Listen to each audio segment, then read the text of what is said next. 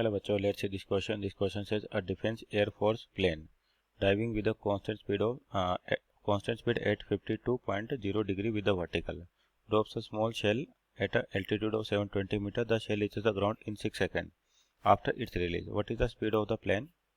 How far does the shell travel horizontally during its flight? What are the horizontal and vertical components of its velocity just before reaching the ground? Assume that n x-axis in the direction and of the horizontal motion and upward y-axis. तो सबसे पहले जरा की concept की बात करते हैं। आपके पास की कॉन्सेप्ट क्या होगा? की कॉन्सेप्ट, तो आपका जो की कॉन्सेप्ट यहाँ पर मोशन अंडर ग्रेविटी या सिंपल का प्रोजेक्टाइल मोशन, प्रोजेक्टाइल मोशन। तो जो कंडीशन दे रखी है आपके पास कि जो प्लेन है आपके पास डिफेंस एयरप्लेन, वो ग्राउंड से 720 मीटर ऊपर की डिस्टेंस से एक क्या करता है, शेल को रिलीज करता है और खुद प्लेन की जो एंगल दे रखा है आपको 52 डिग्री दे रखा है, किसके साथ? वर्टिकल के साथ, यानी कि 52 डिग्री है आपके पास और ये वेलोसिटी होगी मान लीजिए v आपके पास। तो अब देखिए, यानी कि जो ये दे रखा है ग्राउंड को कितने टाइम बाद हिट करता है? 6 सेकंड बाद। यानी कि जब ये हिट करेगा तो इस तरह से प्रोजेक्टाइल मोशन करेगा तो आपको टाइम ऑफ फ्लाइट दे रखा है इसका 6 सेकंड, यानी कि 6 सेकंड में ये ग्राउंड को हिट कर देगा। तो इसमें वेलोसिटी कंपोनेंट निकालें, एक्स डायरेक्शन में होगा, वाई डायरेक्शन में भी होगा। एक्स डायरेक्शन में वी एक्स, ये हो जाएगा v sin 52 और y डायरेक्शन में क्या हो जाएगा? v cos 52। तो देखिए, यानी कि 720 मीटर से रिलीज किया गया और टाइम कितना दे रहेगा? 6 सेकंड। इसका मतलब है 720 मीटर कितने टाइम में गिरता है? 6 सेकंड में गिरता है। अगर वर्टिकल मोशन की बात करें तो वर्टिकल मोशन में यहाँ पर अपने पास इक्वेशन ऑफ मोशन का यूज़ करें तो आपको क्या एस इक्वल टू क्या होगा? U T plus half A T square, U T plus half A T square. तो एस का मतलब हो गया माइनस का 720। अगर इसको ओरिजिन माने तो नेगेटिव, इधर जाएंगे तो नेगेटिव डायरेक्शन हो गया आपके पास और ऊपर जाएंगे तो पॉजिटिव हो गया आपके पास, इस तरीके से।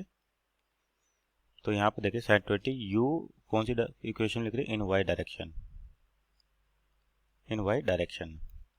तो यू वाई कितना आपके पास? U cos 52, V cos 52 into T. T का मतलब आपको टाइम दे रखा 6 सेकंड माइनस हाफ ए की वैल्यू माइनस जी के बराबर होगी, यानी कि जी की वैल्यू 10 लें और टाइम कितना देगा? 6 का स्क्वायर। तो यहाँ से अपन क्या वैल्यू बता सकते हैं? जो v की वैल्यू आएगी, यानी कि वेलोसिटी आ जाएगी आपके पास, ये आ जाएगी आपके पास 151 मीटर पर सेकेंड।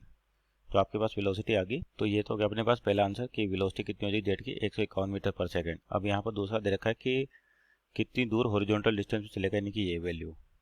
तो रेंज निकालनी है आपको। तो यहाँ पे देखिए आपके पास वेलोसिटी हॉरिजॉन्टल कंपोनेंट है, केवल एक्सीलरेशन किस में होता है? वाई डायरेक्शन में होता है और वो भी जी के बराबर। तो वेलोसिटी एक्स में कोई चेंज नहीं होती आपके पास, यानी कि सिंपल अगर रेंज की वैल्यू निकालें या डिस्टेंस निकालें तो वेलोसिटी इंटू टाइम हो जाएगा।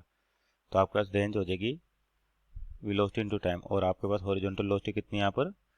v sin 52 और v की वैल्यू है अपने पास 151। तो यानी कि v sin 52 यानी कि 151 sin 52 इंटू टाइम दे रखा 6 सेकंड। तो इसको सोल्व करें आपके पास तो रेंज यानी कि हॉरिजॉन्टल डिस्टेंस क्या आ जाएगी यहाँ से? 713 पॉइंट आपके पास 8 मीटर। तो ये हो गया कितनी दूर जाके गिरेगा? 713.8 मीटर। उसके बाद क्या पूछा आपसे कि वेलोसिटी के हॉरिजॉन्टल वर्टिकल कंपोनेंट क्या होंगे जब before reaching the ground? Just before reaching the ground आपको वेलोसिटी के हॉरिजॉन्टल वर्टिकल कंपोनेंट चाहिए। तो हॉरिजॉन्टल तो आपके पास कोई चेंज होगा नहीं, जो वैल्यू ऊपर है यानी कि v sin 52 यही वैल्यू आएगी आपके पास, क्योंकि x में कोई एक्सेलेरेशन नहीं है और आपके पास y में बोल देते हैं vy है।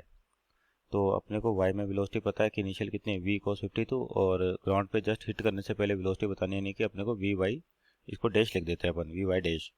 तो यहाँ से फिर से इक्वेशन ऑफ मोशन का यूज़ करें कि v square minus U square बराबर 2s, या फिर अपन v is equal to U plus A T से भी निकाल सकते हैं। तो यहाँ पर vy की वैल्यू लिखे हैं तो इक्वेशन ऑफ मोशन का फिर से यूज़ करें y डायरेक्शन में, तो vy इक्वल टू क्या हो जाएगा? uy plus A T.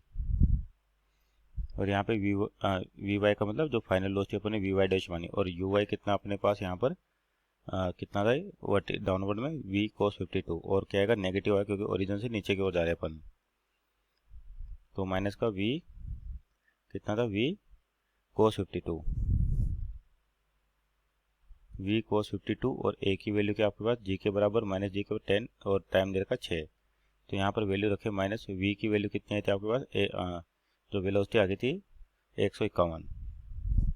तो 151 cos 52 की वैल्यू ये होगी 0.61 और माइनस 60। तो यहाँ से vy की वैल्यू क्या आ जाएगी आपके पास? vy डैश की वैल्यू कि ग्राउंड पे हिट करने से जस्ट पहले वेलोसिटी की वैल्यू ये हो जाएगा आपके पास, इन दोनों को सोल्व करें तो 149 मीटर पर सेकेंड, 149 मीटर पर सेकेंड। और ये नेगेटिव आएगी, नेगेटिव आने का मतलब क्या है कि जो आपके पास वेलोसिटी होगी डाउनवर्ड डायरेक्शन में होगी वाई की, तो यहाँ पर केवल मैग्नीट्यूड लिखे तो यानी कि वाई में वेलोसिटी होगी 149 और एक्स में वेलोसिटी लिखे अपन, तो क्या हो गया आपके पास वी, कितना एंगल था आपके पास यहाँ पर वी साइन 52, वी साइन 52 और वी की वैल्यू 151 इंटू साइन 52, ये होता है आपका 0.788। तो यहाँ से वी एक्स की वैल्यू आ जाएगी 117 मीटर पर सेकेंड। तो यहाँ से आपका एक्स में वेलोसिटी आ गई और वाई में वेलोसिटी आ गई, तो आपके पास देखिए यानी कि एक आंसर तो हो गया 117 मीटर पर सेकेंड, वाई में 149 मीटर पर सेकेंड, रेंज आ गई 713.8। और आपसे पूछा था एक वेलोसिटी स्पीड जो आपके पास जेट है उसकी कितनी है 151 मीटर पर सेकेंड। तो आपके पास ये चार क्वेश्चन पूछे थे, उनके answer. Hope you understood well, best of luck.